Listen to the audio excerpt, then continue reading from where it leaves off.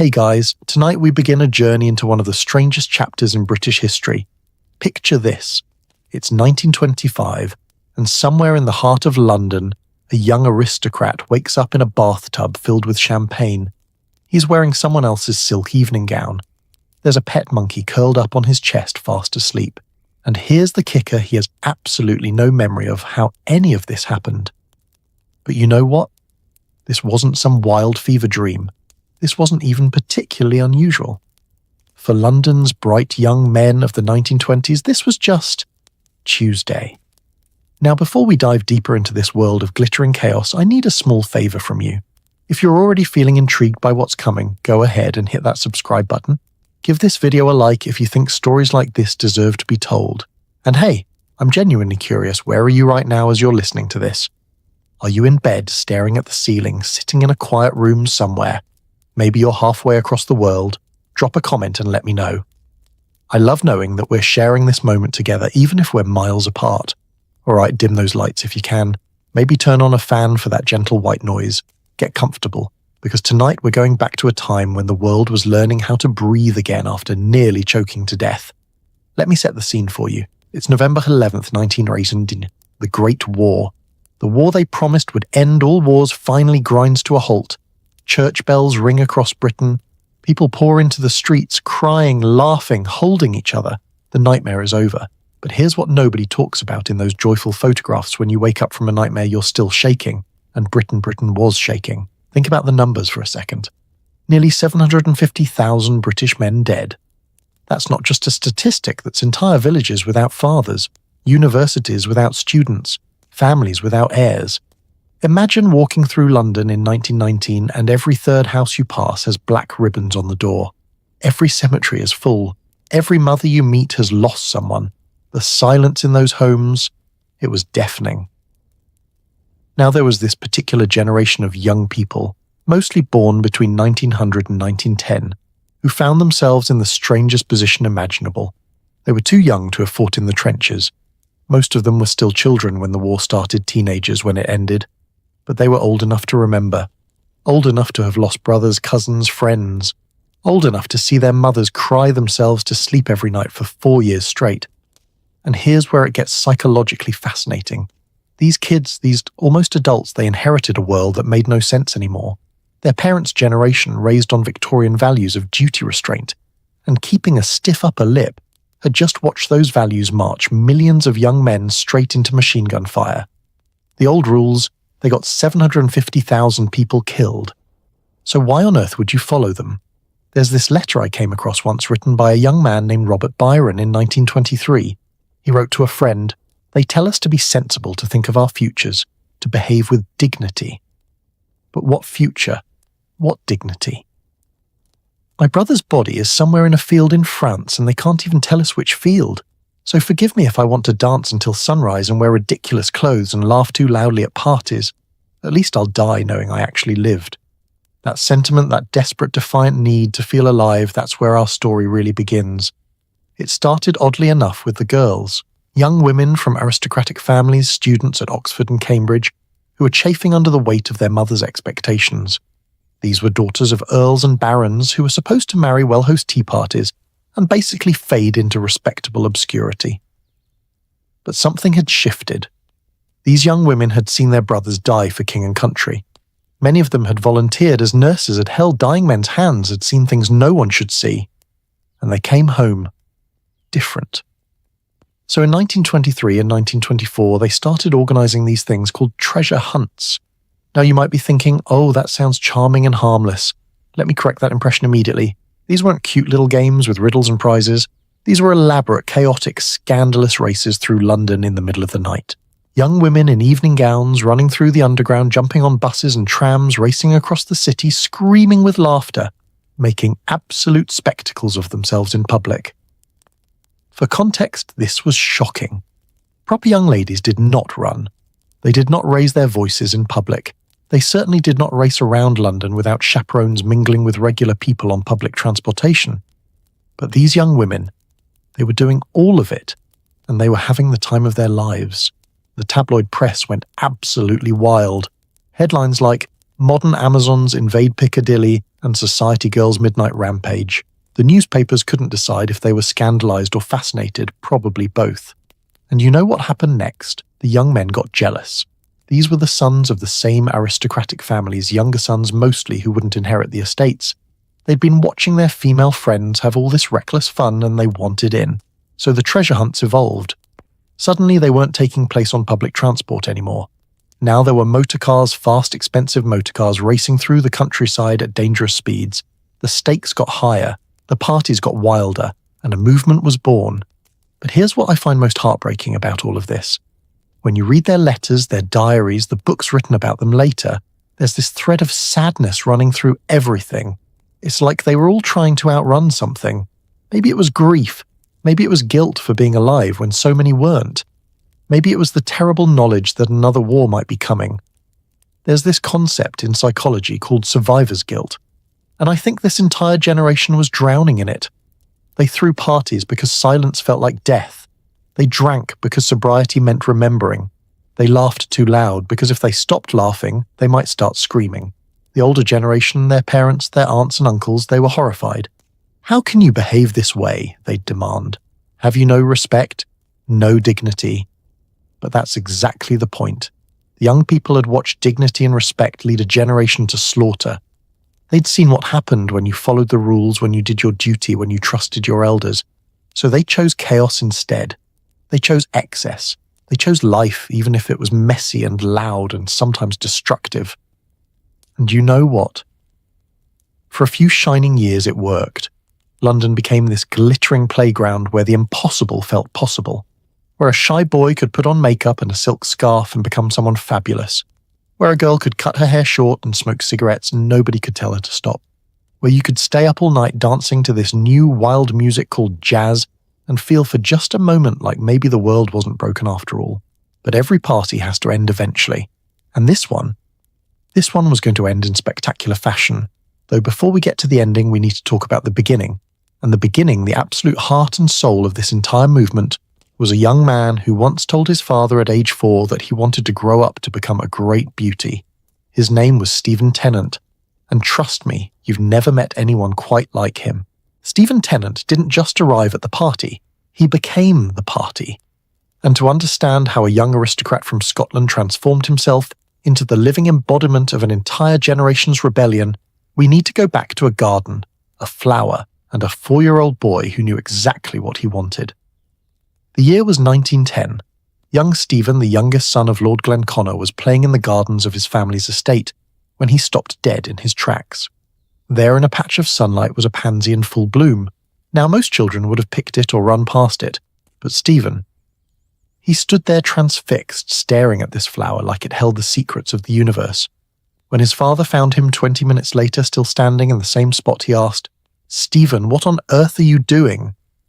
And Stephen, with the absolute confidence that only a 4-year-old can muster, replied, "I'm learning, Papa. When I grow up, I want to become a great beauty, just like this." Can you imagine that conversation? His father must have been utterly baffled. But here's the thing, Stephen meant every word, and he spent the rest of his life making good on that promise. Now, Stephen's childhood wasn't exactly typical even by aristocratic standards. His mother, Pamela Wyndham, was a cousin of Lord Alfred Douglas. Yes, that Lord Alfred Douglas, Oscar Wilde's lover, and the man whose relationship helped destroy Wilde's life. So, from birth, Stephen was connected to Britain's most famous scandal about forbidden love. It's almost like he was destined to challenge every convention about masculinity and desire. But Stephen was also fragile. He was sick constantly as a child. Weak lungs, delicate constitution, the kind of boy who spent more time in bed reading poetry than outside playing rugby with the other boys. And maybe that's what gave him time to dream, time to imagine a version of himself that didn't fit into any of the boxes Victorian society had prepared for him. By the time he reached his late teens and early 20s, Stephen had transformed himself into something London had never quite seen before. Imagine walking into a party in 1927 and seeing this ethereal creature glide through the door, his hair blonde and perfectly muscle-waved, dusted with actual gold powder that caught the light every time he moved, his lips painted a shocking ruby red, his eyes lined with kohl that would make any silent film star jealous, and his clothes. Oh, his clothes were a work of art. One night, and this became legendary, Stephen arrived at a society event in an electric brougham, which was already pretty fancy. But what really made the newspapers lose their minds was his outfit. A football jersey paired with dangling earrings. A football jersey. And earrings. Do you understand how wild that was for 1927? That's not just mixing masculine and feminine. That's taking them, throwing them in a blender and creating something entirely new. The Daily Express devoted an entire column to it. The headline practically screamed at readers, "The Honourable Stephen Tennant shocks Mayfair." But here's what I love about Stephen. He didn't shock people accidentally. He knew exactly what he was doing. Every outfit was a calculated rebellion. Every appearance was a performance. He once said, and this is a real quote, "My tongue is already flickering like an adder, lest one iota of foreground is denied me." Translation: make sure I'm the centre of attention in every photograph or I'll be furious. The man knew his worth, but beneath all that glitter and attitude there was something achingly vulnerable about Stephen. Because here's what most people didn't see: he was desperately, hopelessly in love. His name was Siegfried Sassoon, and if you know your World War I history, that name should ring a bell. Sassoon was a war poet, one of the most famous voices of the trenches. He'd served in the Royal Welch Fusiliers, earned the nickname Mad Jack for his suicidal bravery, and then wrote devastating poetry about the horrors he'd witnessed. By the mid-1920s, he was a literary celebrity, haunted by what he'd seen 20 years older than Stephen and deeply, deeply damaged by the war. And Stephen saw this broken, brilliant man and fell completely, utterly in love. Their relationship lasted about 6 years, from roughly 1925 to 1931. And from what we can piece together from letters and diaries, it was intense. Sassoon had never met anyone like Stephen. Here was this young man who wore makeup and silk scarves and didn't apologize for any of it, who laughed at things that weren't supposed to be funny, who made being alive seem like the most important art form of all. For Sassoon, who spent every day trying not to remember the mud and the blood and the screams, Stephen was like oxygen. He represented everything the war had tried to destroy: beauty, joy, the freedom to be exactly who you wanted to be. But here's where it gets heartbreaking. Stephen, for all his bravado and glamour, was terrified of being ordinary. He needed to be the most fascinating person in any room. And when you're in a relationship with someone who has that kind of need, it's exhausting. There's a letter from Sassoon to a friend where he writes, "Stephen is like champagne, absolutely marvellous in small doses, but too much gives you a terrible headache." And then one day around 1931, Stephen just ended it, abruptly, casually, as if 6 years meant nothing. Some accounts say he did it at a party, barely looking at Sassoon while he delivered the news. Others say it was a letter, but everyone agrees on this: Sassoon was devastated, absolutely gutted. He'd survived the trenches, but being dismissed by Stephen Tennant nearly broke him. Why did Stephen do it? Nobody knows for sure. Maybe he got bored. Maybe he was scared of real intimacy. Maybe he couldn't stand the thought of being the less famous half of a couple. Or maybe, and this is what I suspect, maybe he realized that the person he'd created, this glittering, perfect creation called Stephen Tennant, couldn't actually love anyone, because that would mean being vulnerable, and vulnerability ruins the performance. There's something deeply tragic about that, isn't there? Here was someone who spent his entire life trying to become a work of art, and in doing so, he locked his real self so far away that even he couldn't find it anymore. But let's not get too melancholy just yet, because Stephen's impact on culture was genuinely revolutionary. Remember, this was 1920s Britain. Homosexuality was illegal. Gender nonconformity could get you arrested. The police literally patrolled around Piccadilly looking for men wearing suspicious amounts of makeup or carrying powder compacts.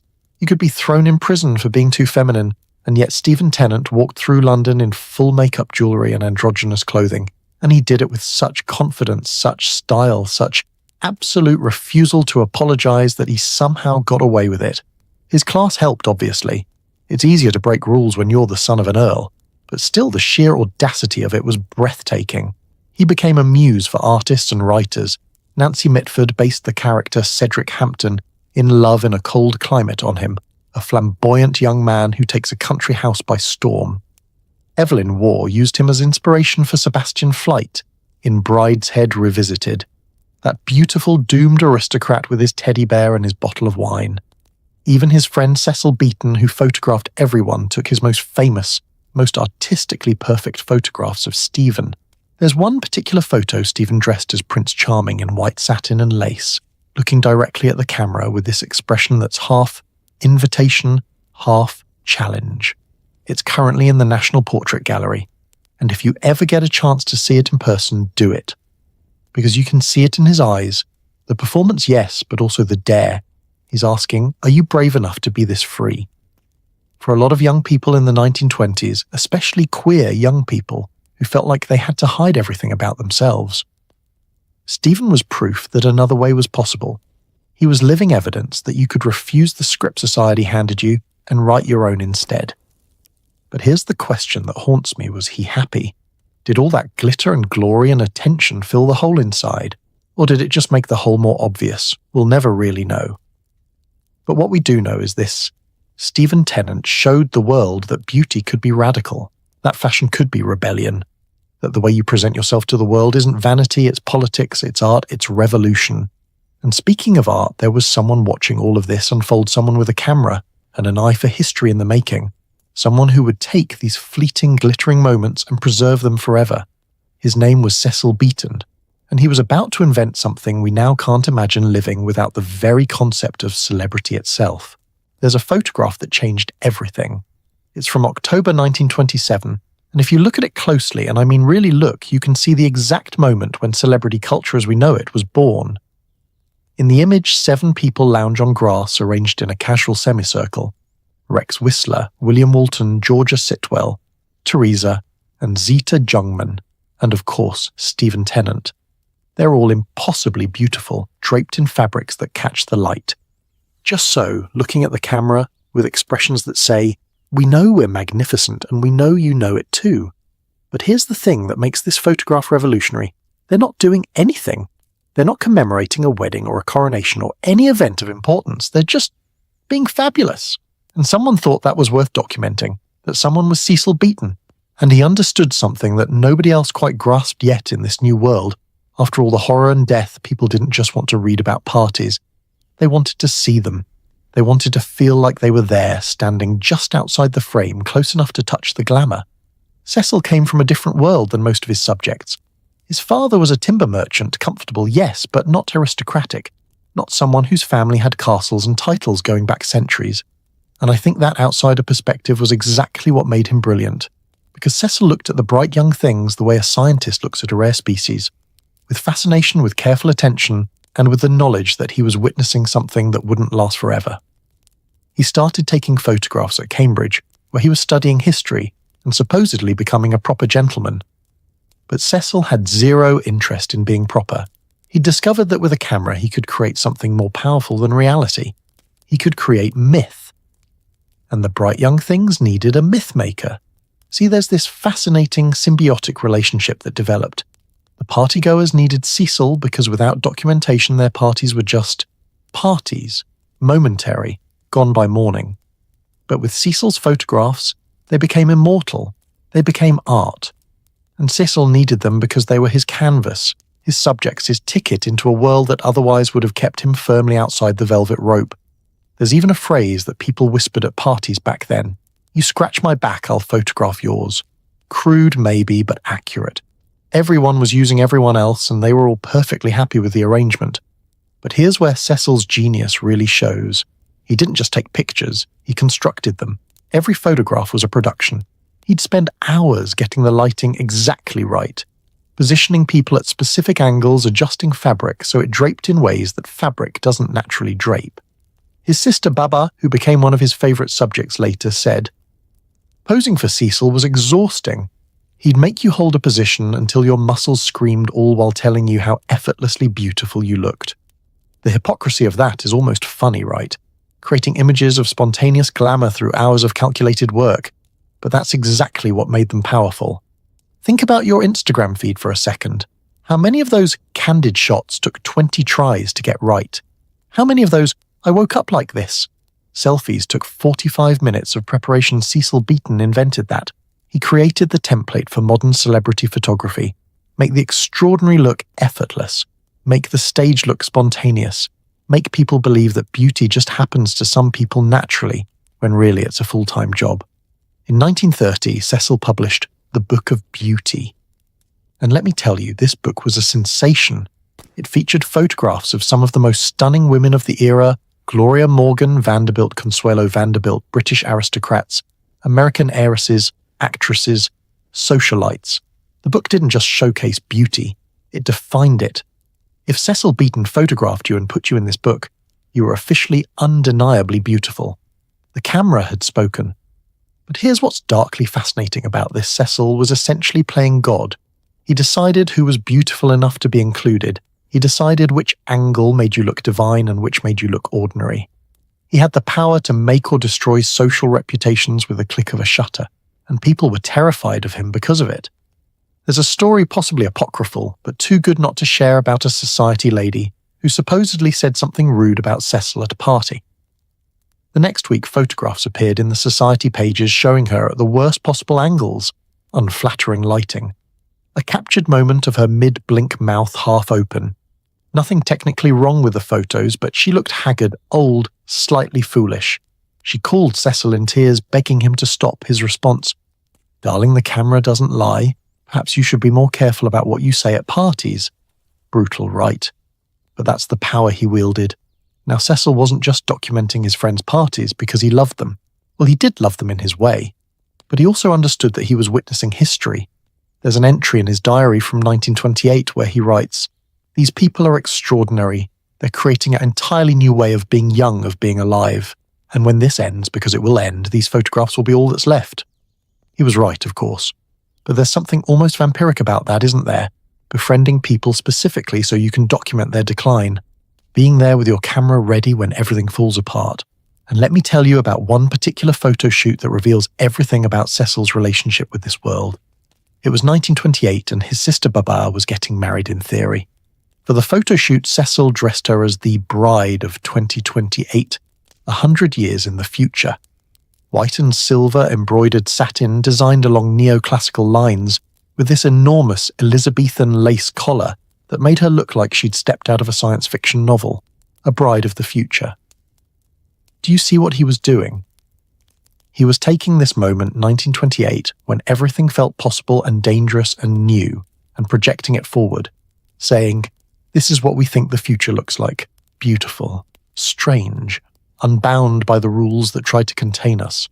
But here's the tragic irony: by the time 2028 actually arrived, or will arrive since we're not quite there yet, none of them are around to see it. Baba died in 1973, Stephen in 1987, Cecil himself in 1980. The future they imagined outlived them all. Cecil's photographs did something else too, something we don't talk about enough. They created this feedback loop of fame. Someone would throw a party. Cecil would photograph it. The photos would appear in magazines and newspapers. Other people would see them and want to be at the next party. So the parties got bigger, wilder, more elaborate, which made for better photographs, which created more publicity, which attracted more people. Sound familiar? It's literally how social media works. Content creates attention, creates more content, creates more attention, on, until nobody can remember what was real and what was performed for the camera. The National Portrait Gallery in London held an exhibition in 2020 called Cecil Beaton's Bright Young Things. The curator Robin Muir said something that stuck with me. These photographs created a deliriously eccentric, glamorous and creative era of British cultural life. Created. Not documented, created. Because here's the unsettling truth: we don't actually know what those parties were really like. We only know what Cecil chose to show us. Maybe they were as magical as the photographs suggest, or maybe they were actually kind of boring, and Cecil's genius was making them look magical. That's the power of the image. It doesn't capture truth, it creates truth. And here's where it gets even more complicated. Cecil was gay, living in a time when that could destroy your entire life. But he had this protective layer, his camera. He could be intimate with all these people, photograph them in vulnerable moments, spend hours alone with half-dressed aristocrats, and it was all professional. The camera gave him permission to be close to people in ways society otherwise forbade. But you know what's haunting? For all the thousands of photographs Cecil took, for all the beauty he captured, he rarely photographed himself. He was always behind the lens, never in front of it. Always documenting other people's lives, never fully living his own. Or maybe that was his life. Maybe for Cecil, the photographs weren't just documentation. Maybe they were the point. Maybe he understood that in capturing these moments, he was creating something that would outlast all of them. Something permanent in a world that felt desperately temporary. Still, all these gorgeous photographs and carefully constructed images were just one part of the equation. Because what really made the bright young things legendary, what made them impossible to ignore, were the parties themselves. And these weren't just parties. They were elaborate works of performance art that took over entire neighborhoods and occasionally broke the law in spectacular fashion. Let me tell you about the night someone brought a bathtub to a party, not for decoration, not as a quirky photo prop. An actual functional bathtub filled to the brim with champagne and floating rose petals. And before the night was over, at least 6 people had climbed in fully clothed ruining gowns that cost more than most people's yearly salary. Nobody apologized. Nobody even seemed to think it was particularly strange. Welcome to the party scene of 1920s London, where the rules were simple, there were no rules. Now, if you're picturing something like a modern house party, music, drinks, people standing around talking, erase that image completely. The bright young things didn't throw parties. They created experiences, happenings, temporary alternate realities where the laws of physics, good taste, and social convention simply didn't apply. Take the bath and bottle party, for instance. The concept was gloriously absurd. Everyone had to bring a bottle of something, anything, and at some point during the night you'd take a communal bath. Together, in your party clothes. Were they actually bathing? Not really. Were they getting absolutely soaked in lukewarm water while giggling hysterically and drinking directly from bottles of gin? Absolutely. The genius of this, from a broke aristocrat's perspective, was that it was cheap. After World War I, a lot of these families were cash poor despite having titles. Death duties and estate taxes had hit them hard, so bring a bottle parties, which started at Oxford, and Cambridge were this perfect solution. You could throw a legendary party without spending a fortune. Everyone contributed, everyone got drunk, and somehow that made it more democratic, more rebellious. But the real artistry came with the themed events, and these weren't your standard Wear Red or 1980s night themes. These were elaborate, almost theatrical productions.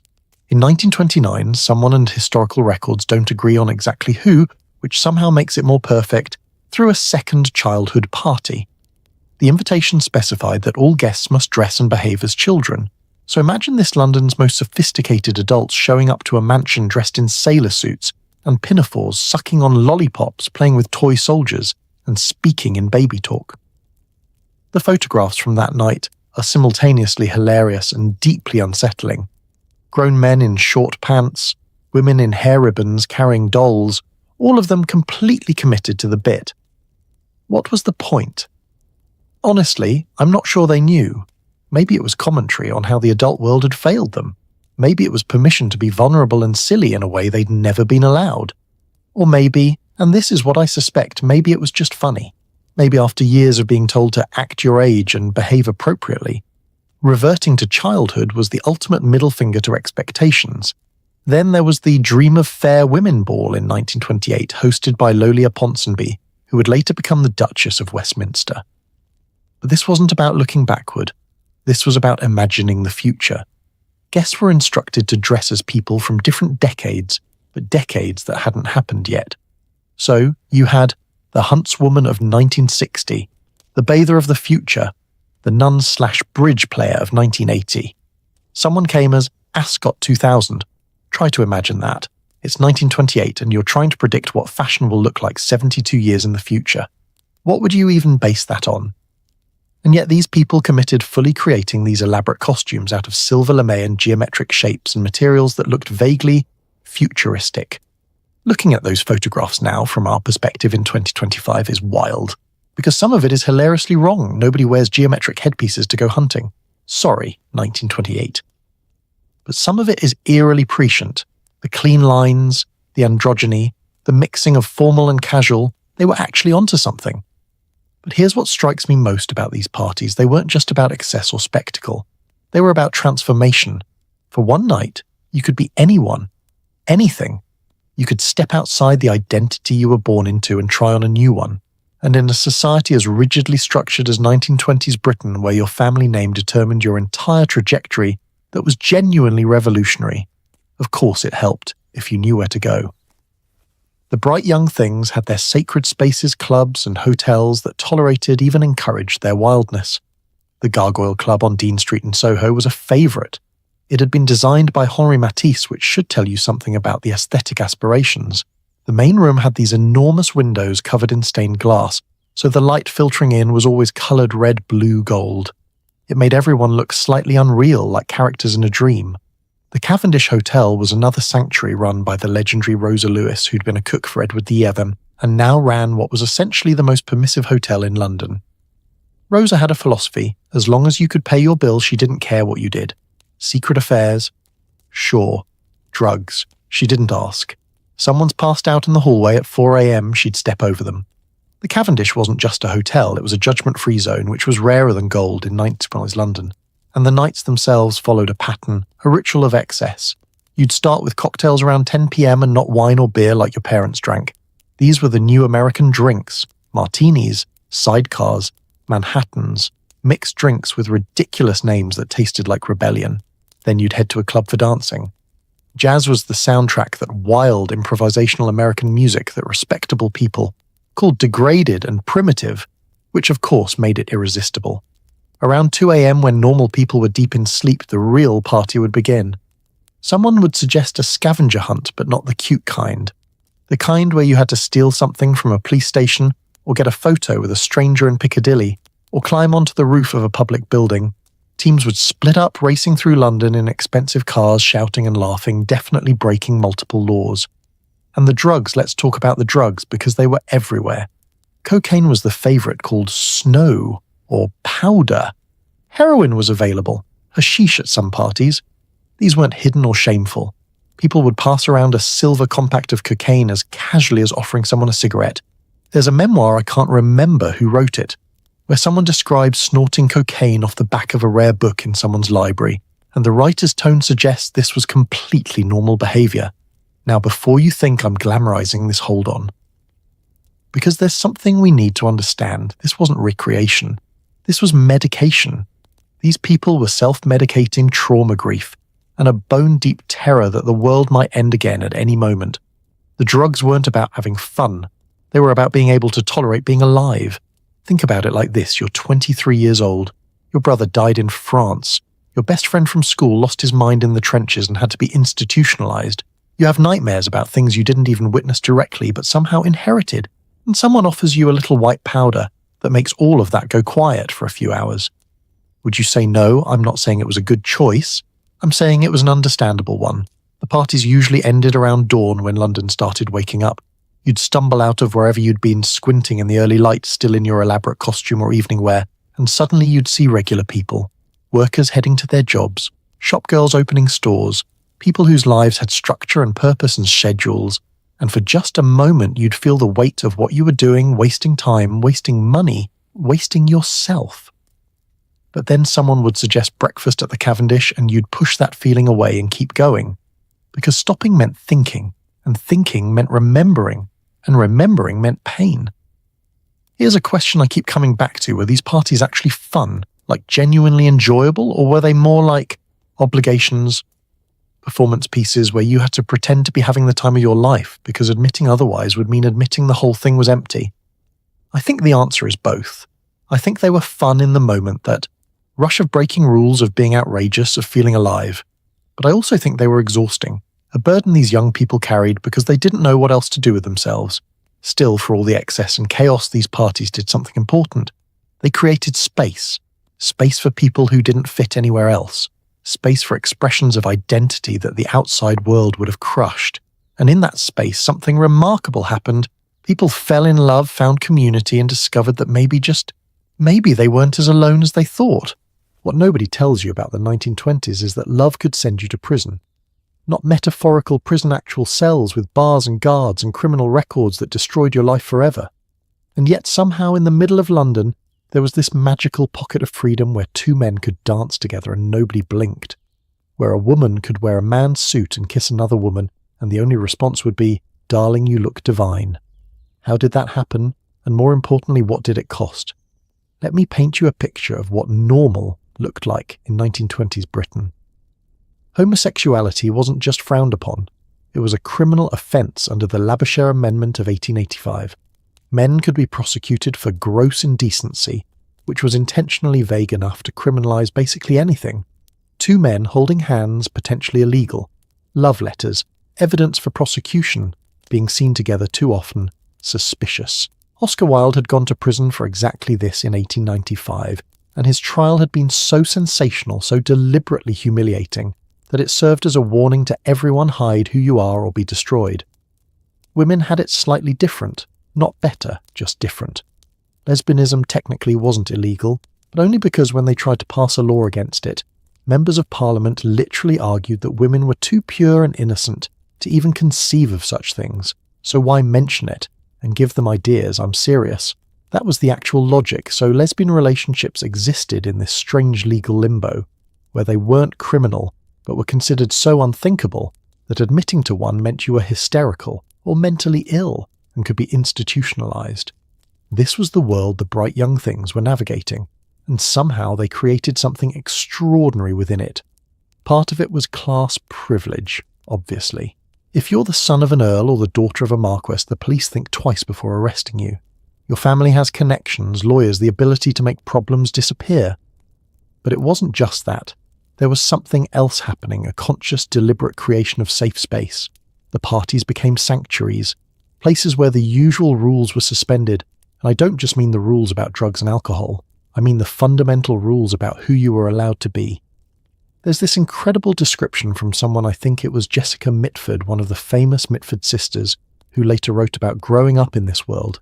She said, "Nearly every English boy I knew had a terrific exposure to homosexuality at school. Some stuck to it, some didn't, but nobody paid much attention either way, as I recall." Think about that phrasing. Exposure to homosexuality. As if it were a virus you caught, but then nobody paid much attention either way. As if it were as significant as choosing tea over coffee.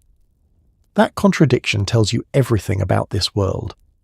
It was simultaneously completely taboo and completely accepted depending on which room you were standing in. The public school system, places like Eton, Harrow, Winchester, was where a lot of these young men first experienced same-sex relationships. These schools were all male environments where boys lived together for years, going through puberty together with extremely limited contact with women. Homosexual experimentation wasn't just common, it was almost inevitable. And the schools had this bizarre unwritten rule system where it was tolerated as long as you were discreet, and eventually grew out of it and married a woman. But here's what's fascinating: some of these men didn't grow out of it. And when they got to places like Oxford and Cambridge, they found each other. There was even a club at Oxford called the Hypocrites Club, which had this motto: "Gentlemen may prance, but not dance." Prance, but not dance. Let that sink in. You could be flamboyant, effeminate, obviously queer prancing was fine. But the formal, structured, heterosexual ritual of ballroom dancing, that was too far. The whole thing was backwards and absurd and somehow perfectly captured the cognitive dissonance of the era. The bright young things took this Oxford-Cambridge culture and amplified it. At their parties, men wore makeup without apology, jewellery, silk scarves. Some came in full drag gowns, wigs the works. And women wore suits tailored like men's clothing, slicked their hair back with pomade Drew on pencil-thin moustaches as a joke that wasn't entirely a joke. There's a photograph, not one of Cecil Beaton's famous ones, but a candid shot someone took at a party in 1926 that shows two men waltzing together in the middle of a crowded room. One is in traditional evening wear, the other in a sequined gown. And nobody around them is staring or shocked. They're just there, part of the scenery. Normal. That photograph makes me want to cry every time I see it, because that moment of normalcy was so rare, so precious, so temporary. Now let me tell you about a woman named Tallulah Bankhead, because she embodies everything wild and free about this era. Tallulah was an American actress who came to London in the early 1920s and immediately fell in with the bright young things. She was openly bisexual, not in the sense that she made public announcements, because that would have been career suicide, but in the sense that everyone who knew her knew, and she didn't particularly care who else found out. There are stories about Tallulah that sound made up but apparently aren't.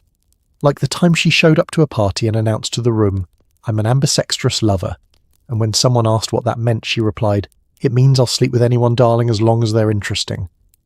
She had affairs with women in London's theatre scene with some of the bright young things themselves, and she talked about it freely at parties, though never to journalists. That's the key distinction. Within the bubble you could be yourself. Outside it you performed respectability. But the bubble was fragile. Police did raid parties sometimes. If someone with a grudge reported you, if you weren't connected enough or rich enough, you could find yourself arrested. There's a heartbreaking story about a young man named Edward Gathorne Hardy, a botanist, minor aristocrat, part of the bright young things, who was caught in a police raid at a private party in 1924. He wasn't arrested because his family intervened, but the scandal followed him for years. He eventually moved abroad, partly to escape the whispers. And this is where it gets dark for every Stephen Tennant who could be flamboyantly queer and get away with it. There were dozens of less connected men who couldn't. Working-class gay men were arrested regularly. The police would patrol around Piccadilly at night looking for men they deemed suspicious, which often just meant they were carrying a powder compact or wearing clothes that were too colourful. If you were poor and queer, you were hunted. The bright young things knew this. They knew their freedom was purchased with privilege, and some of them felt guilty about it. There are diary entries and letters where you can see this awareness, this knowledge that they were living in a bubble while other queer people suffered. Some tried to help. They'd pay bail for arrested men, hire lawyers, offer jobs to people who'd been fired for moral turpitude. But it was never enough. There's a parallel world I want to mention briefly because it's important context. Just a few streets away from the bright young things parties, the Bloomsbury Group was creating their own version of queer sanctuary. Virginia Woolf, Lytton, Strachey, Vanessa Bell, these older artists and writers had established households where queer relationships were simply accepted. In February 1925, Virginia Woolf and her sister-in-law Karen threw a party at 50 Gordon Square. Lytton Strachey described it in a letter: young men in white tie and tails waltzing with each other, while women flirted in corners. The drawing rooms were on the first floor, safely out of view from the street below where police might be watching.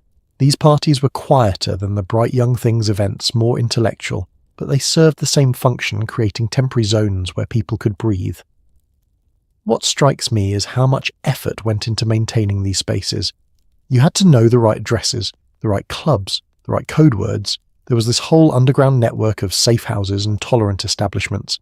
The Cavendish Hotel, which I mentioned earlier, was one. The Gargoyle Club was another. There were private homes in Bloomsbury and Mayfair scattered across London where you could go and just be yourself for a few hours. And the thing is, this network existed because it had to, because the alternative was suffocating. Imagine being 23 years old and realizing that the person you're falling in love with could get you imprisoned, that holding their hand in public could destroy both your lives, that every moment of intimacy has to be hidden, coded, deniable. That's why the parties were so important. They weren't just about excess or rebellion. They were about survival, about proving to yourself and each other that you were real, that your love was real, that you weren't sick or broken or wrong no matter what society said. There's a quote I love from E.M. Forster, who was part of the broader Bloomsbury circle and gay himself, though he stayed deeply closeted his whole life. He wrote, "Only connect." Just 2 words, but they contain everything. Only connect. That's all anyone wants, right? To connect with another human being authentically. And for queer people in the 1920s, that simple act was revolutionary. So yes, the bright young things were privileged and often shallow and sometimes cruel. But they also created something genuinely important, proof that another way of living was possible, that gender could be fluid, that love could exist outside heterosexual marriage, that you could construct your own identity instead of accepting the one society tried to force on you. The legacy of that is still with us. Every pride parade, every same-sex wedding, every person who lives openly and unapologetically, they're connected to these young people in 1920s London who decided that their freedom was worth the risk. But freedom always comes with a price, and for some of the bright young things, that price was devastatingly high. Because while some people were busy falling in love and finding themselves, others were falling apart in ways nobody could photograph or make glamorous. Sometimes the brightest lights cast the darkest shadows. And if there was one person who embodied both the brilliance and the tragedy of this entire movement, it was Elizabeth Ponsonby. She was the original it girl of the 1920s, before that term even existed, before anyone knew what it meant. And her story is the one that nobody wanted to talk about, even though everyone saw it happening in slow motion. Elizabeth was born into everything. Her father was a baron, a politician, part of the establishment. Her mother was well-connected, elegant, the kind of woman who hosted garden parties that made the society pages. Elizabeth herself was beautiful in that ethereal, fragile way that painters love. Pale skin, dark hair, enormous eyes that looked like they'd seen too much too soon, which, as it turned out, they had. She started attending parties around 1922 when she was about 19 years old, and within months she was the person everyone wanted at their event. Not because she was the loudest or the most outrageous, but because she had this quality, this intensity that made ordinary moments feel significant. When Elizabeth laughed, you felt like you were in on the best joke in the world. When she looked sad, which was often you wanted to fix everything for her. But here's the thing, nobody understood until it was too late. Elizabeth wasn't having fun, she was drowning. There's a letter her mother wrote to her in 1923, so early in Elizabeth's party career that breaks my heart every time I read it. It hurts us to see you getting coarse in your speech and outlook in life. You ought to enlarge your sphere of enjoyment, not only find happiness in nightclubs and London parties, and a certain sort of person. Imagine receiving that letter from your mother, that desperate plea disguised as criticism, and imagine reading it while hungover or still drunk from the night before, and knowing your mother is right but having absolutely no idea how to stop. Because stopping means facing whatever you're running from, and Elizabeth was running from something massive. What was it?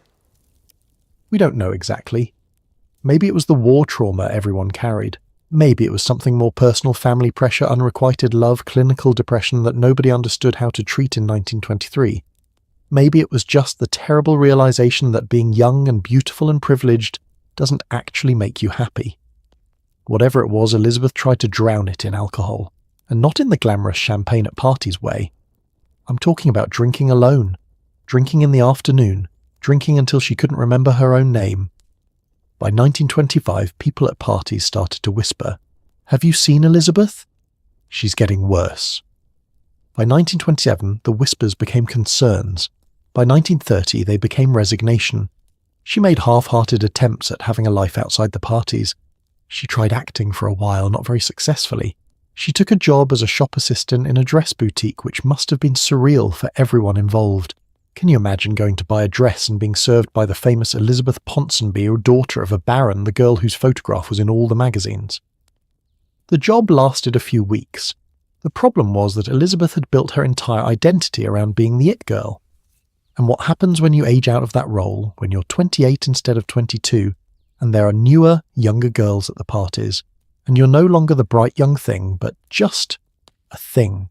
She died in 1940, not yet 40 years old, her liver destroyed by alcoholism. And here's the devastating part, by the time she died, most people had already forgotten about her. The parties had ended. The world had moved on. There was a war happening, and Elizabeth Ponsonby, who had once been the most fascinating person in London, died in obscurity. But at least Elizabeth had moments of genuine connection, of real friendship. Some of the bright young things had nothing but performance all the way down. Let me tell you about Brenda Dean Paul, because her story is somehow even more tragic. Brenda was an actress and a socialite, beautiful in a sharp, angular way that made her perfect for the new modern aesthetic, and she was absolutely catastrophically addicted to drugs. The newspapers called her the society drug addict, which tells you something about how public her struggle was. This wasn't hidden. Brenda was in and out of rehab facilities constantly. She'd get arrested for possession, serve time in Holloway Prison, an actual prison, not some comfortable sanitarium, then get released and immediately start using again. There's a description of her from the late 1920s that haunts me. Brenda lived on brandy cocktails and salted nuts for years. That's not a diet, that's a death wish, and everyone could see it happening, but nobody knew how to stop it, or maybe nobody wanted to try hard enough. Here's a story that perfectly captures how broken things had become. Brenda was at a party once, probably around 1928 or 1929, when she got into an argument with another society woman who'd been spreading rumours about her. Now, a normal person might have confronted her verbally, or maybe just left the party. But Brenda waited until the woman had passed out on a divan, because people passed out at parties regularly. It was just what happened. And then she took a plate of lobster mayonnaise and rubbed it into the woman's hair. When people tell this story, they usually laugh. It's funny, right? The absurdity of it. Lobster mayonnaise as a weapon. But think about what it actually reveals. Brenda was so far gone that she'd lost any sense of consequences. She was operating on pure impulse and rage, and the fact that her first thought was to humiliate someone in the most childish, messy way possible, that's not the action of someone who's okay. Brenda eventually died in 1959 after decades of addiction, but really the person she'd been died much earlier somewhere in those endless cycles of use arrest, rehab, relapse. And these aren't isolated stories. The casualties were everywhere once you started looking. Brian Howard, brilliant, witty, one of the wittiest people in the group, died of an overdose in 1958. Some people say it was intentional, others say he just miscalculated. Either way, he's gone. There were car accidents which were usually alcohol-related. Someone would decide at 3 a.m. that they needed to drive to the countryside right now, and they'd be going 90 miles per hour on roads designed for horses and, well, you can imagine. There were suicides. Not dramatic ones usually, just quiet disappearances. Someone would stop coming to parties and eventually you'd hear they'd done something irreversible. And everyone would be sad for about a week and then the next party would happen and life would go on. You know what, this reminds me of the 27 Club, all those musicians who died at age 27. Jimi Hendrix, Janis Joplin, Kurt Cobain, Amy Winehouse. We look at them now and see the obvious pattern: fame plus pressure plus access to drugs equals tragedy. But somehow we never see it coming in real time. We watch people self-destruct and tell ourselves they'll figure it out. They'll get help. They'll grow out of it. But some people don't grow out of it. Some people just stop. The really insidious thing about addiction is that it promises to solve the exact problem it creates. You're sad, so you drink. Drinking makes you sadder, so you drink more to fix the sadness the drinking caused. It's a perfect trap. And in the 1920s, there was barely any understanding of addiction as a medical condition. It was seen as a moral failing, weakness, lack of character.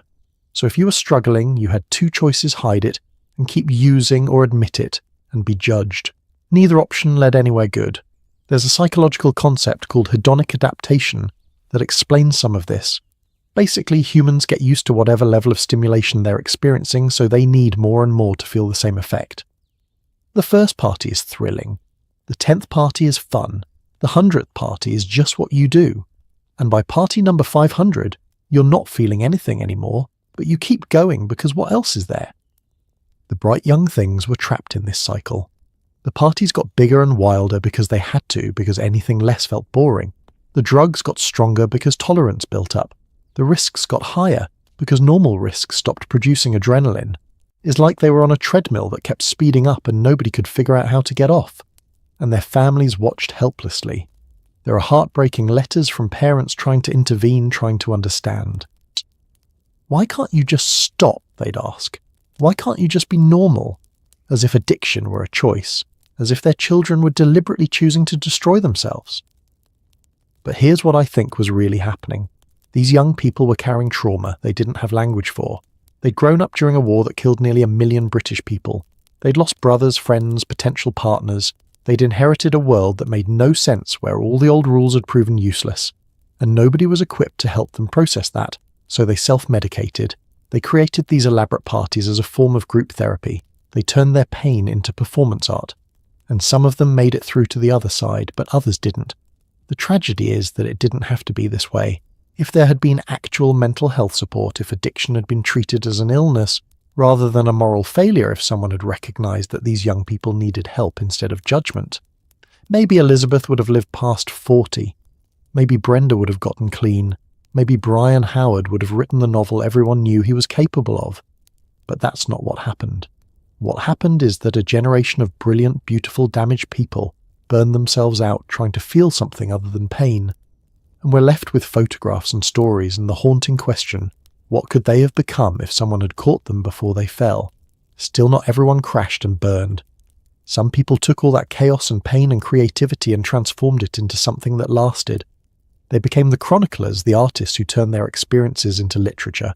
And one man in particular watched everything unfold with a writer's eye, taking mental notes that would later become one of the most famous novels of the 20th century. Every great tragedy needs a witness, someone standing slightly outside the chaos, close enough to see everything but far enough to survive. For the bright young things that witness was a young man with sharp eyes, sharper wit, and a notebook he filled late at night when everyone else was still drunk. His name was Evelyn Waugh, and he was about to turn their lives into immortal literature. But here's the fascinating thing about War. He was never quite one of them. He attended the parties, yes. He knew all the key players. He was invited to the country houses and the nightclub openings. But he was always slightly on the outside nose, pressed against the glass observing. And that distance, that tiny gap between participant and observer, gave him something the others didn't have clarity. Warse came from a different world than most of the bright young things. His father was a publisher, which was respectable but not aristocratic. He went to Oxford, which was the right school, but he didn't have a title or a trust fund. He had to actually work for a living, which was slightly embarrassing in circles where work meant writing gossip columns for fun or half-heartedly trying acting. So War watched. He went to the parties and catalogued everything. The way people talked, the slang they used, the particular brand of cruelty that passed for humour, the desperate quality underneath all the laughter, and in late 1929 broke and newly divorced and absolutely furious at the world. He sat down and wrote it all out in a fever of creativity. The book was called Vile Bodies, and he wrote it fast, maybe too fast. Some accounts say he finished it in just a few months, working in bursts of manic energy. The title itself was perfect, a reference to the biblical phrase about corruption and mortality, but also a sly commentary on the beautiful people whose lives were actually quite ugly beneath the surface. The plot is almost beside the point, but here's the basic setup. Adam Fenwick Symes is a young writer trying to marry his girlfriend Nina Blount, but he keeps not having enough money. Meanwhile, everyone around him is throwing increasingly absurd parties, getting increasingly drunk and slowly falling apart. The novel follows them through treasure hunts and country houses and nightclubs, and underneath all the glittering chaos there's this sense of doom, like watching someone dance on the edge of a cliff. Now here's where it gets juicy. War based his characters on real people, and everyone knew it. When the book came out in January 1930, it was a sensation not just because it was brilliantly written, but because it was basically a who's who of the bright young things thinly disguised with fictional names. Adam Fenwick Symes was partly War himself, the struggling writer trying to make sense of this world. But other characters were more directly modelled on specific people. There was Miles Malpractice, this flamboyant, unreliable character who was clearly based on Stephen Tennant. Agatha Runcible was a composite of several society girls, including probably Elizabeth Ponsonby. The whole cast was recognisable to anyone who'd been to these parties and the bright young things. They loved it, most of them anyway, because even satirical immortality is still immortality. War had taken their meaningless parties and given them meaning. He'd turned their chaos into art. They were characters in a novel now. They mattered. But here's what War understood that his subjects didn't. He wasn't celebrating them. He was eulogizing them. Vile Bodies reads like an elegy for something that's already dying. There's this melancholy running through the whole book, even in the funny parts. You laugh, but uncomfortably, because you can see the tragedy underneath. The ending is particularly dark. Without spoiling it for anyone who hasn't read it, and you should, it's extraordinary, let's just say. War doesn't offer any hope. The characters don't learn lessons. They don't grow. They just keep spiralling until there's nowhere left to spiral. Critics at the time were divided. Some thought it was brilliant satire. Others found it mean-spirited, a betrayal of the people who'd welcomed war into their world. And both groups were right. It was brilliant, and it was mean. That's what made it work. What's wild is how the book has endured. It was published in 1930, 95 years ago, and people still read it. There's a story from 2009 where a journalist tried to check it out from their local library and was told there were 17 people ahead of them on the waiting list. 17 people in 2009 for a novel about 1920s British socialites. Why? What is it about Vile Bodies that still resonates? I think it's because War captured something universal about being young and privileged and lost. The specific details are 1920s, the slang, the treasure hunts, the jazz clubs, but the emotional core is timeless. That feeling of trying to outrun something you can't name, of filling your life with noise because silence is terrifying, of performing happiness so convincingly that you almost believe it yourself. Every generation has its version of the bright young things. In the 1960s they were called hippies, in the 1980s yuppies, in the 2010s influencers. The details change, but the pattern repeats: young people with too much freedom and not enough purpose trying to create meaning through excess. And War knew that. He saw the archetype beneath the individuals. That's what makes Vile Bodies literature, instead of just a historical curiosity. But War wasn't the only writer chronicling this world. Nancy Mitford herself, one of the bright young things, wrote novels that drew heavily on her experiences. Highland Fling in 1931 and later Love in a Cold Climate and The Pursuit of Love, which featured characters clearly based on her friends. Anthony Powell wrote A Dance to the Music of Time, a multi-volume series that included portraits of 1920 society. The difference was perspective. Nancy wrote from inside with affection and nostalgia. Powell wrote with detachment almost anthropologically. But Waugh wrote with this complicated mixture of attraction and repulsion that made his work cut deeper. He loved these people and hated them. He envied their freedom and pitied their emptiness, and all of that complexity comes through on every page. There's a scene in Vile Bodies that I think about often. Adam is at a party and he suddenly sees everyone clearly, the forced laughter, the desperate gaiety, the undertone of panic, and he thinks something like, "These people are drowning and they're calling it swimming." That line didn't actually appear in the book, I'm paraphrasing, but that's the essence of what Waugh was capturing, the inability to see your own situation clearly when you're in the middle of it. Here's the really interesting part. After writing Vile Bodies, Waugh's life took a sharp turn. He converted to Catholicism in 1930 just as the book was published. And over the next decades he became increasingly conservative, increasingly religious, increasingly critical of the modern world. The man who'd written so brilliantly about decadent youth became a curmudgeonly traditionalist who thought everything was going to hell. Was that hypocrisy? Or was it that he'd seen where the party led and decided to find another path? Maybe Vile Bodies was Waugh's way of exercising something, writing it all out so he could move on. In 2003, Stephen Fry actor, writer, national treasure wrote and directed a film adaptation of Vile Bodies called Bright Young Things. Fry was the perfect person for this because he understood both the glamour and the sadness. The film is gorgeous to look at, but it doesn't shy away from the darkness. You watch these beautiful people in their beautiful clothes at their beautiful parties and you just feel sad, because you know how it ends. What's remarkable is that people still care. The 2003 film introduced a new generation to this story. Fashion designers still reference 1920s bright young things aesthetics. There are Instagram accounts devoted to Cecil Beaton's photographs. The story won't die, and I think that's because deep down we recognise ourselves in it. Not the specific details, most of us aren't aristocrats throwing cocaine parties, but the emotional truth. That feeling of being young and untethered and trying to figure out what matters. That tension between wanting to be seen and wanting to hide. That fear that maybe there's no deeper meaning to anything, so you might as well dance. Waugh gave us language for that feeling. He turned ephemeral moments into permanent art. And in doing so, he ensured that the bright young things would never be forgotten, even though most of them probably should have been. There's a question that haunts me. If Waugh hadn't written Vile Bodies, would we remember any of these people? Would Elizabeth Ponsonby be a footnote? Would Stephen Tennant be unknown? Would the whole movement have vanished like smoke? Probably. Which means Waugh didn't just document history, he created it. He decided what we'd remember and how we'd remember it. That's power and responsibility, and Waugh wielded both with devastating precision. But there's one element of this story we haven't fully explored yet, the soundtrack, because you can't understand the bright young things without understanding the music that moved them, the wild American sound that made respectable people clutch their pearls and young people lose their minds. Close your eyes for a second and imagine this: you're a respectable British gentleman in 1925. You've spent your entire life surrounded by Mozart, Beethoven, maybe some Chopin if you're feeling adventurous. Music is something that happens in concert halls, played by orchestras conducted by men in tailcoats. It's structured, predictable, civilized. And then one night you walk past a basement club in Soho and you hear something that makes absolutely no sense to your ears. Trumpets screaming, drums pounding out rhythms that seem almost violent, a saxophone wailing like it's in pain, and underneath it all this driving syncopated beat that makes your heart speed up even though you don't want it to.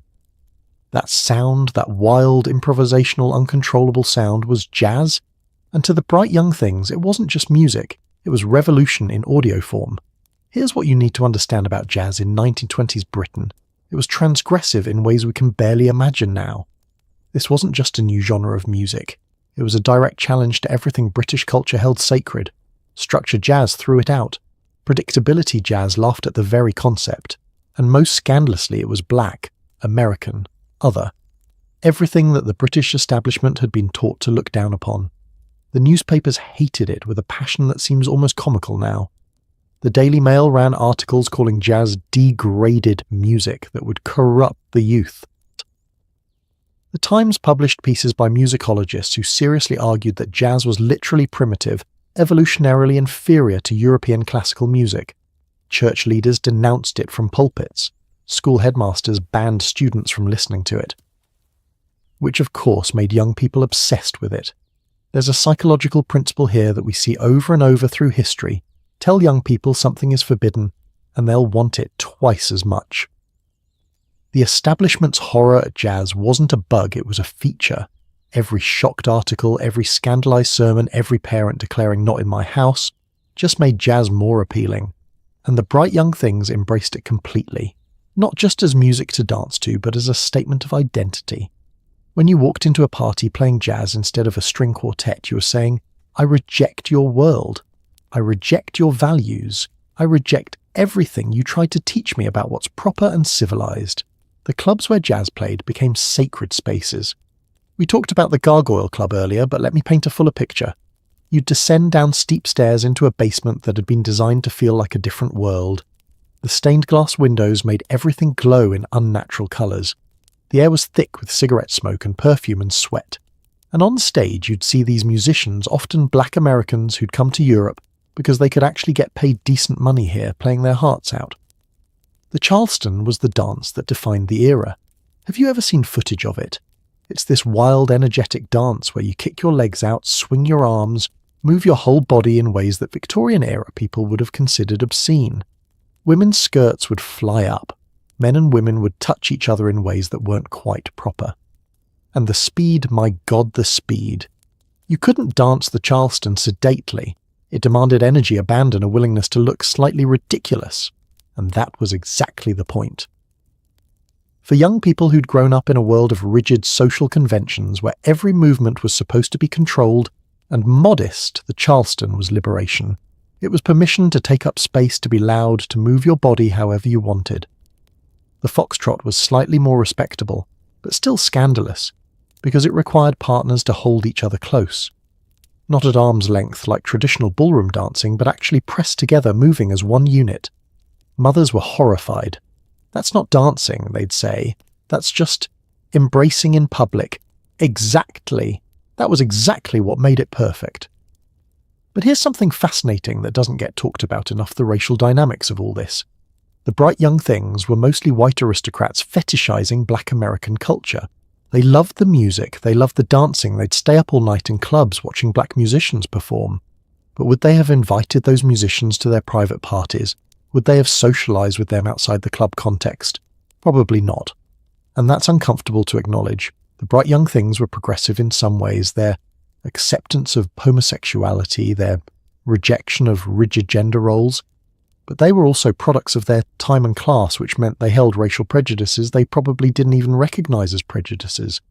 There were black performers who became famous in London during this era. Josephine Baker, for instance, though she was more famous in Paris. Some black musicians found they could make a decent living playing for white audiences who loved exotic music. But it was a complicated dynamic, appreciated but not equal, celebrated but not respected in the way they deserved.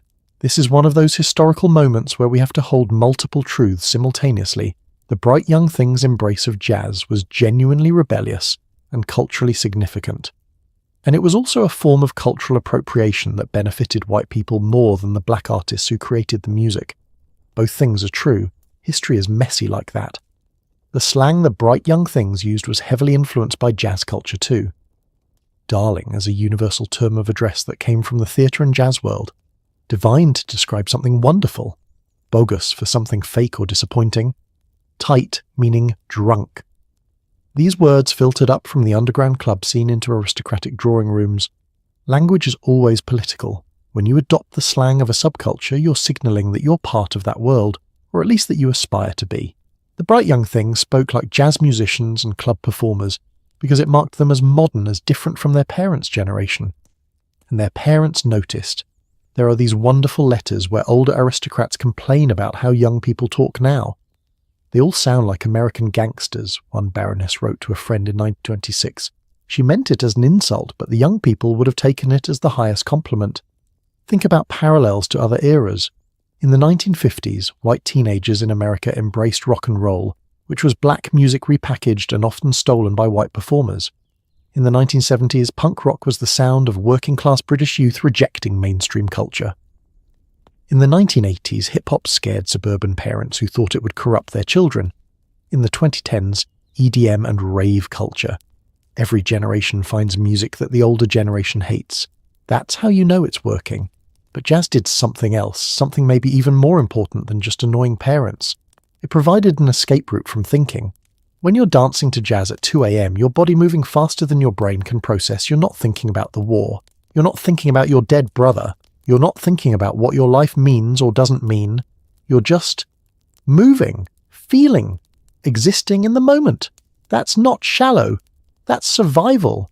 There's a reason why music is so central to every youth movement. It's not just background noise. It's identity. It's belonging. It's a way of saying, these are my people, without having to articulate anything more complex. When you hear your music playing, you're home, you're understood. For the bright young things, jazz was home in a way their actual homes weren't. Their actual homes were full of parents who didn't understand them, siblings who died in France, rooms that felt haunted by Victorian expectations. But the jazz clubs were alive, present, real, and the musicians understood something about performance that the bright young things were still learning, that you could put everything, all your pain, all your joy, all your complicated, messy humanity into sound. You didn't have to explain it or justify it. You just played it, and people either got it or they didn't. The improvisation aspect of jazz was particularly meaningful. In classical music, you played what was written on the page, but in jazz you could take a standard melody and transform it, make it yours. Every performance was different because it depended on how the musicians were feeling that night, how the audience was responding, what was in the air. That's what the bright young things were trying to do with their lives, improvise new identities, new ways of being, new social rules. Jazz gave them a model for that.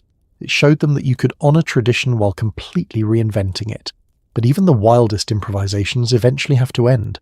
Even the longest parties eventually see dawn breaking. And by the late 1920s, the music was starting to sound different. Sadder, more desperate. Like everyone could sense something coming, but nobody wanted to admit it. You know that moment at a party when you suddenly realise you've stayed too long, the energy has shifted. People are looking at their watches, the music sounds hollow, and you get this creeping feeling that what was fun an hour ago is now just sad. That's what happened to the bright young things, except they didn't notice until it was far too late.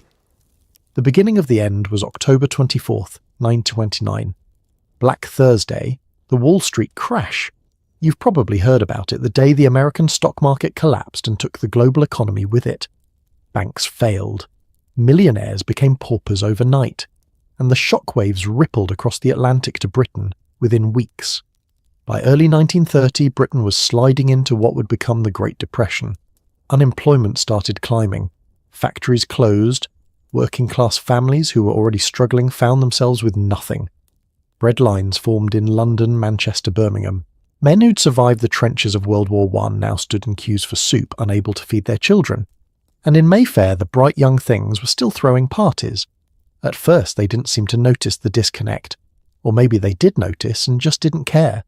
The parties continued, maybe even got more elaborate, as if excess could keep reality at bay. But something had shifted in the air. The public's relationship with celebrity had always been complicated, fascination mixed with judgment. But now, the judgment was winning. The tabloid press, which had spent years breathlessly covering every scandal and party, started changing its tone.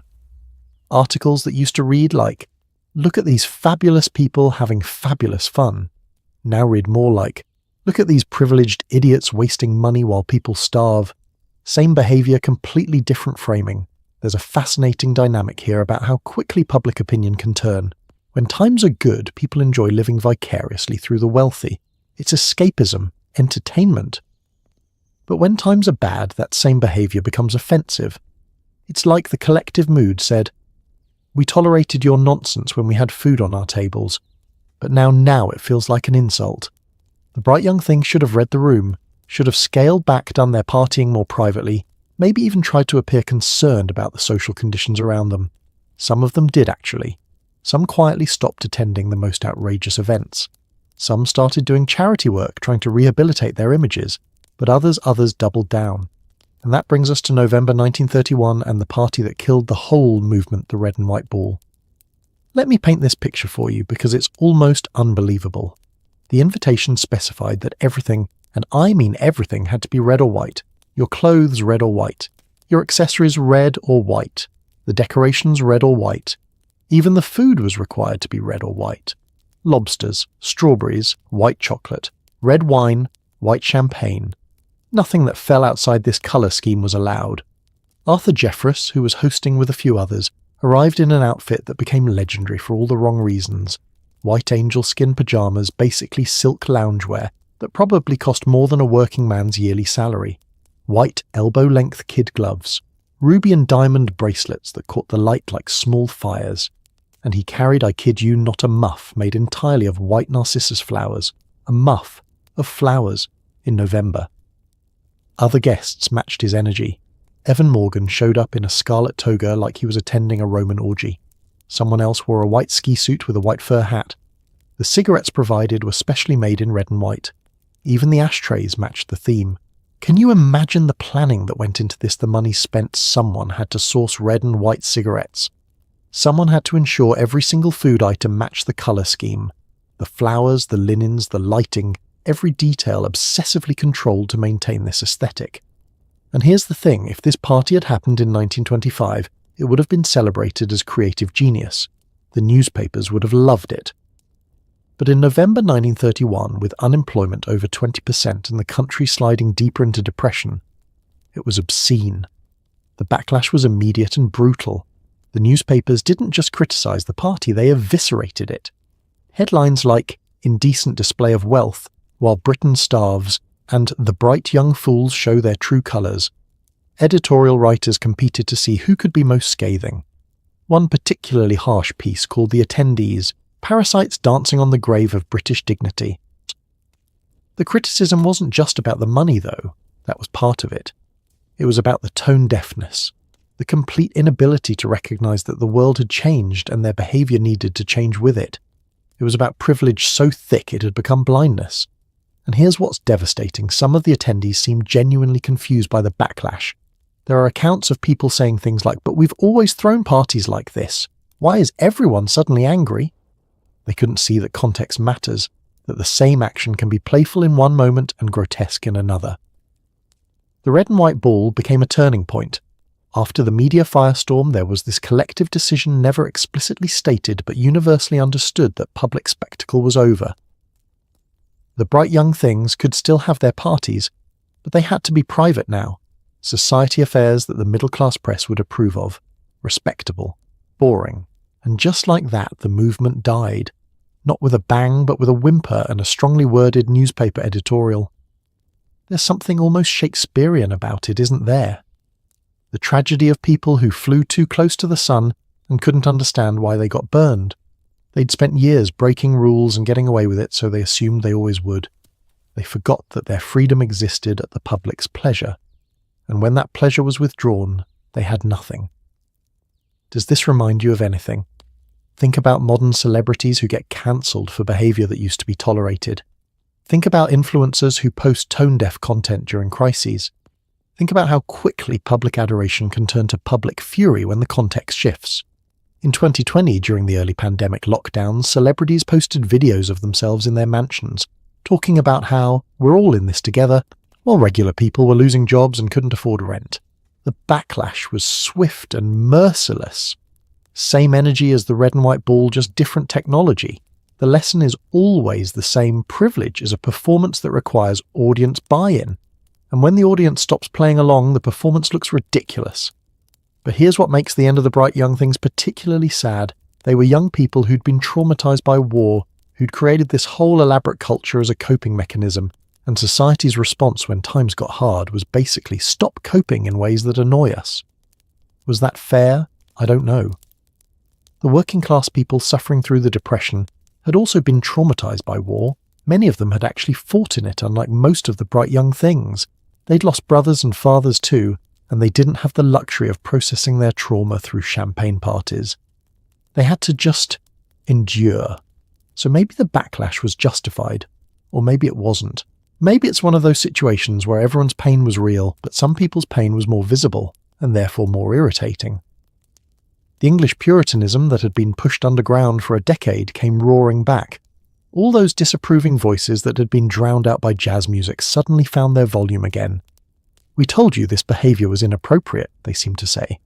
"We told you it would end badly. Why didn't you listen?" But the bright young things hadn't listened, because listening would have meant stopping, and stopping would have meant thinking, and thinking would have meant feeling, and feeling would have meant confronting all the pain they'd been running from.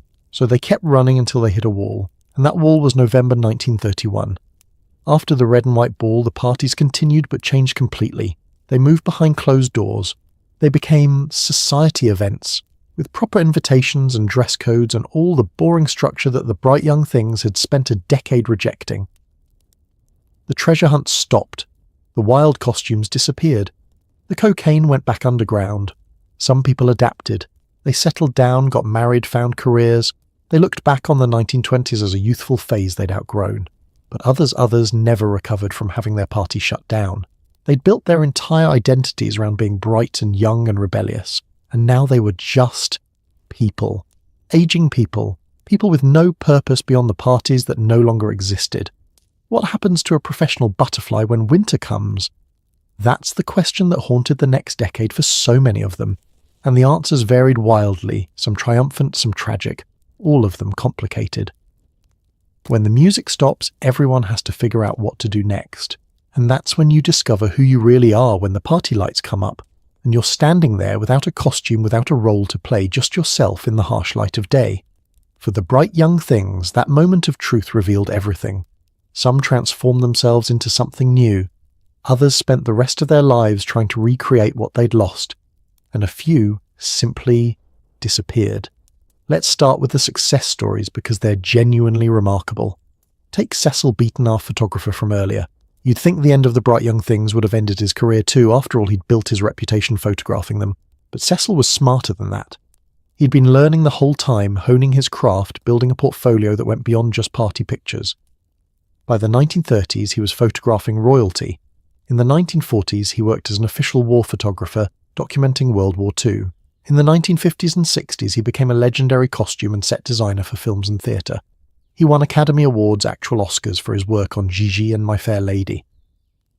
The kid who started out taking pictures of drunk aristocrats ended up as one of the most celebrated visual artists of the 20th century. Cecil died in 1980, wealthy, famous, knighted by the Queen. He'd turned his early access into a launching pad for something much bigger. That takes talent, yes, but also an ability to evolve, to recognise when one chapter is ending and another needs to begin. Evelyn Waugh followed a similar trajectory, though his journey was more complicated. After writing Vile Bodies, he became one of Britain's most important novelists. Brideshead Revisited in 1945 was a massive success. It's still considered one of the greatest English novels ever written. He wrote about a dozen other books, all critically acclaimed, most commercially successful. But here's the twist. Waugh became increasingly conservative, increasingly religious, increasingly curmudgeonly. The man who'd chronicled the bright young thing's rebellion against Victorian values ended up embodying Victorian values himself. He was notoriously difficult, rude to people he deemed beneath him, contemptuous of modern culture. Was that growth or regression? Did he mature? Or did he just become the thing he'd once satirized? I think maybe both. Maybe he looked at where the party led and decided the only way to survive was to become the opposite. Or maybe having exorcised his demons through writing, he didn't need rebellion anymore. John Betjeman the poet became Britain's Poet Laureate in 1972. Imagine that journey from attending cocaine-fueled parties in the 1920s to being appointed the official poet of the nation. He wrote accessible, beloved poetry about British life and landscape. He became a television personality introducing architecture programs. He was knighted. The establishment that once viewed him as scandalous eventually embraced him completely. And Nancy Mitford, wonderful, sharp-tongued Nancy, became a best-selling novelist. The Pursuit of Love and Love in a Cold Climate were huge successes still read today. She moved to Paris, lived elegantly, wrote books that sold millions. She transformed her experiences as a bright young thing into literature that outlasted the movement itself. These are the people who figured out how to channel the chaos into something lasting. They took all that energy, all that creativity, all that refusal to accept conventional wisdom, and they directed it toward actual work, actual careers. They proved that being a bright young thing didn't have to be the end of your story, it could be the beginning. But not everyone managed that transition. Some people peaked at 25 and spent the next 40 years mourning what they'd lost. Stephen Tennant, our beautiful, flamboyant Stephen, took perhaps the strangest path of all. After his relationship with Siegfried Sassoon ended in 1931, right around when the parties were ending, actually Stephen gradually withdrew from public life. He moved to Wilsford Manor, the family estate in Wiltshire that he'd inherited, and he just stopped. There's this myth that Stephen spent the last 17 years of his life in bed, just lying there in his bedroom, never getting up. And like most myths, it's not quite true, but it's not entirely false either. Stephen did spend an enormous amount of time in bed, especially in his later years. But he also travelled. He made trips to America and Italy. He developed new friendships. What he never did was finish anything.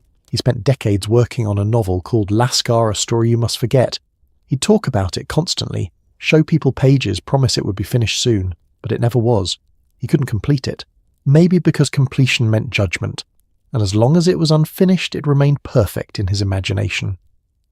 The writer V.S. Naipaul actually rented a cottage on Stephen's estate in the 1960s, and he wrote about Stephen in his novel The Enigma of Arrival, this strange reclusive aristocrat living in a crumbling manor surrounded by the ghosts of his glamorous past.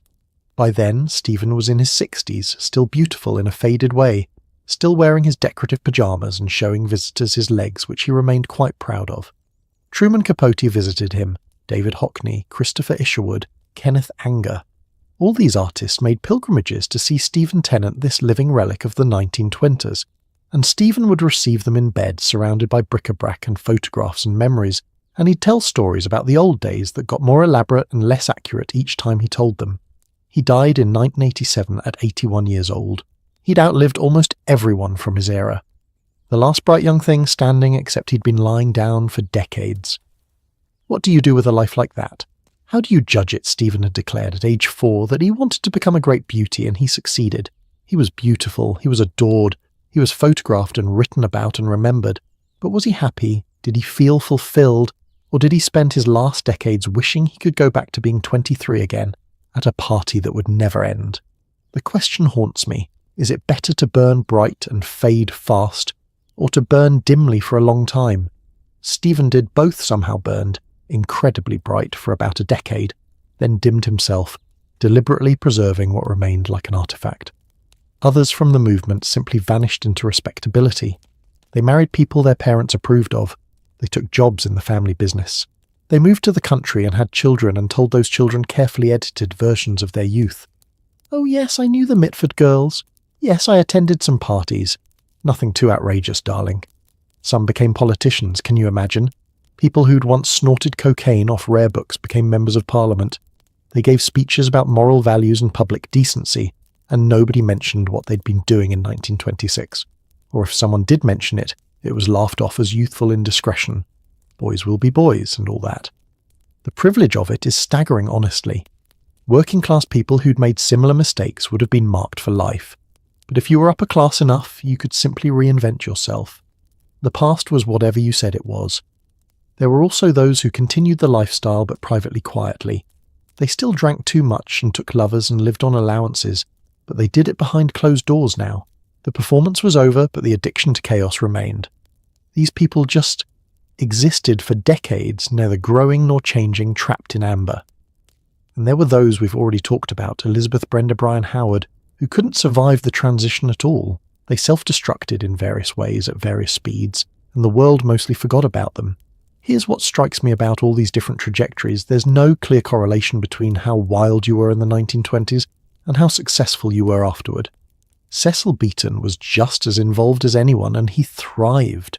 Stephen Tennant was arguably less extreme than some others, and he retreated into fantasy.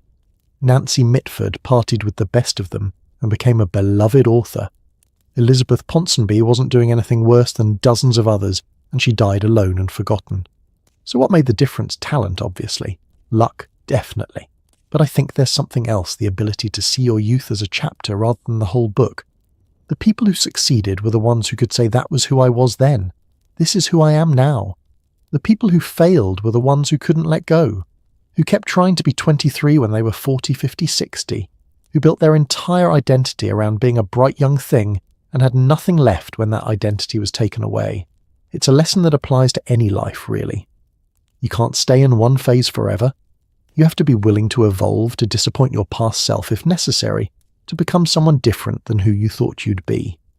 The alternative is spending decades mourning what you used to be.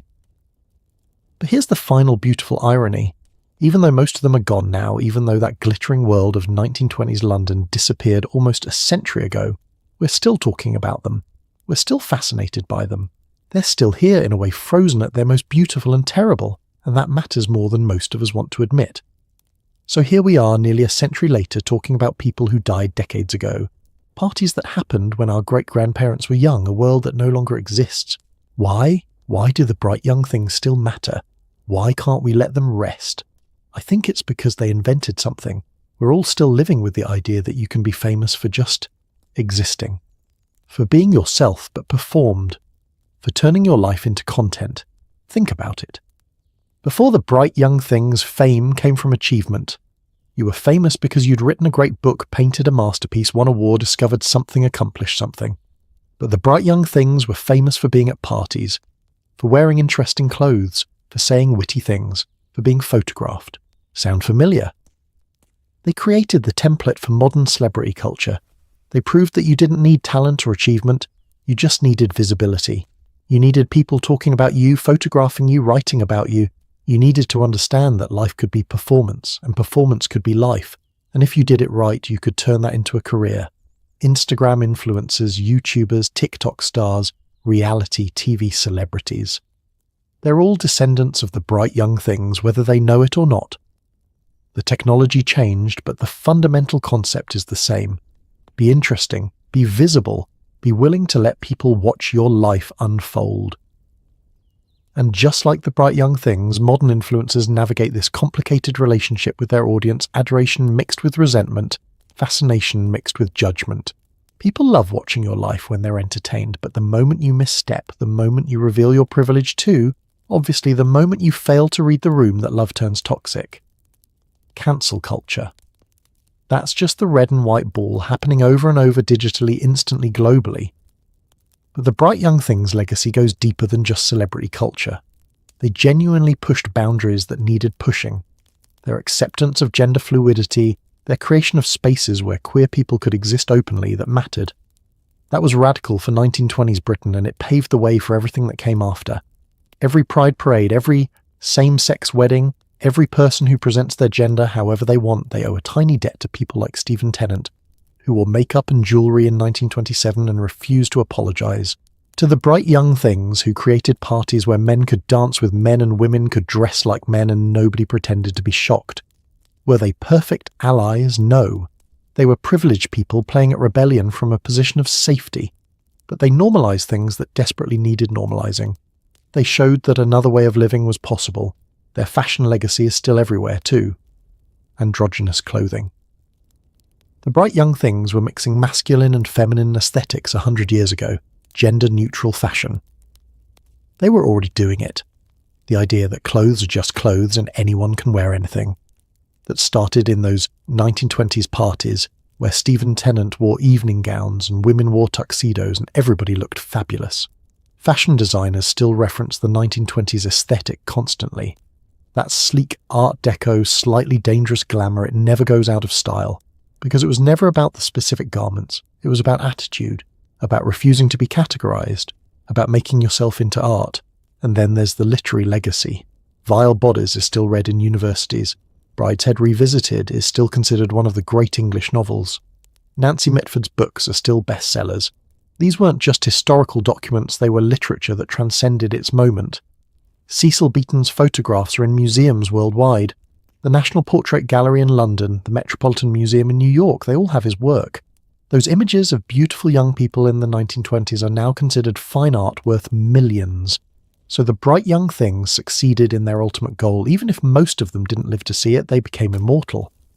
Not as individuals necessarily, but as a concept. as a moment in time preserved in amber. But what should we learn from them? What mistakes should we avoid? Repeating first privilege doesn't excuse you from empathy. The bright young things had every advantage wealth education connections, and they used those advantages to party while people starved. Yes, they were traumatized. Yes, they were coping, but so was everyone else, and not everyone had champagne to cope with. If you have privilege, use it to help others, not just to insulate yourself from their suffering. Otherwise, eventually, people will stop tolerating you. Second, you can't party away pain forever. All those drugs, all that alcohol, all those endless nights, they were medication without healing. They numbed the symptoms without addressing the cause. And we watched what happened. Addiction, early deaths, wasted potential. If you're running from something, eventually you need to stop running and face it. Otherwise, you'll spend your whole life exhausted from fleeing. Third, visibility isn't the same as progress. The bright young things were visible, celebrated, photographed constantly. But did that translate to actual social change? Partially.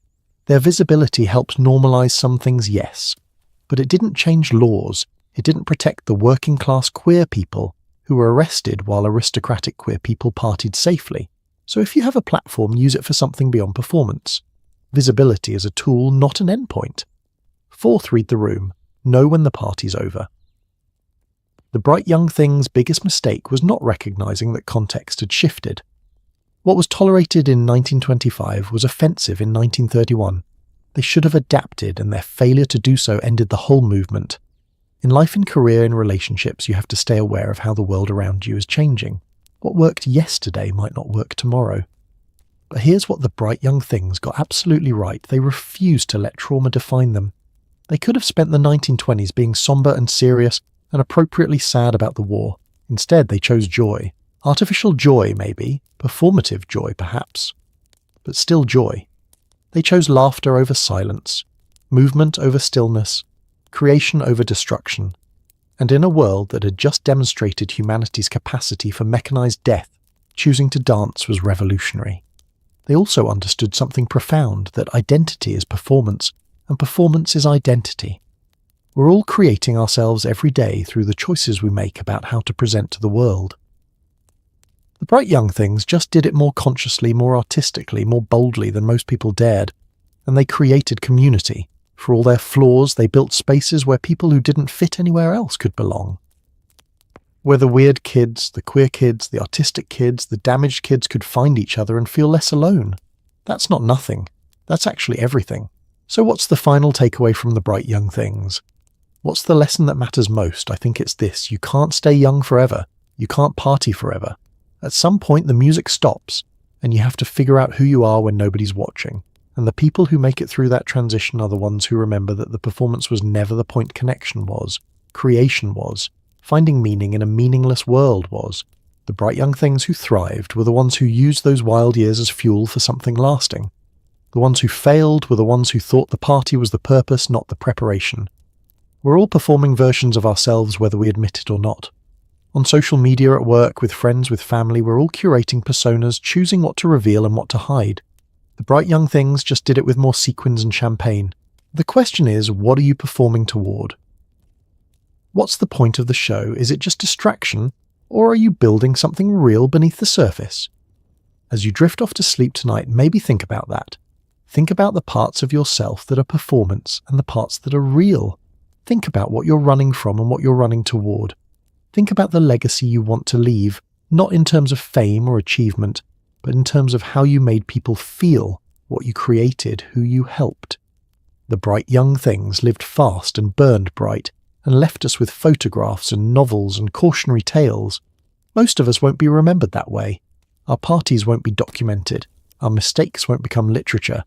But we can still choose how we move through the world. We can still decide whether we want to numb the pain or face it. We can still create spaces where people feel less alone. We can still refuse to let trauma be the only story we tell about ourselves. And maybe that's enough. Maybe that's more than enough. So here's to the bright young things, flawed, fabulous, doomed, and unforgettable. They showed us what freedom looks like when you're brave enough to grab it, and what happens when you hold on too tight. They were both heroes and cautionary tales, both inspiration and warning. And a century later, we're still trying to figure out which parts to emulate and which parts to learn from. Thank you so much for staying with me through this entire journey into 1920s London. I hope you learnt something, felt something, maybe even dreamed something. If you enjoyed this story, please consider subscribing to the channel and leave a comment telling me what you thought. Where are you listening from? What part of this story resonated most with you? I genuinely love hearing from you. And stay tuned because there are so many more strange, beautiful, forgotten stories waiting to be told. History is full of people who lived boldly and loved fiercely and made mistakes magnificently. And I can't wait to share them with you. For now, though, close your eyes. Let your breathing slow. And maybe, just maybe, you'll dream of London in the 1920s, of jazz music and champagne towers and beautiful people dancing like the world might end tomorrow, because for them it almost did. Sweet dreams, everyone. Sleep well.